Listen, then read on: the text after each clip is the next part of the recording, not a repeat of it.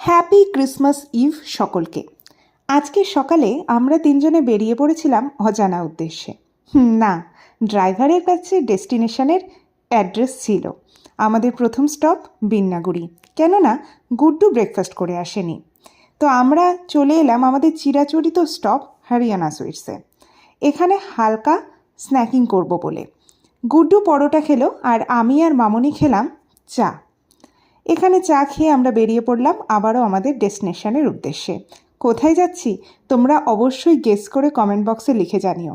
আমরা চলেছি চালসা মেটেলির পথে, কিন্তু আমাদের ফাইনাল ডেস্টিনেশন কিন্তু সেটা নয়। 1 ঘন্টা জার্নি করার পর খিদা পেয়ে গেল। তারপরে আমরা জলঢাকা ট্যুরিস্ট লজে দাঁড়িয়ে পড়লাম। এখানে ফুডিং এবং লজিং দুটোরই ব্যবস্থা আছে।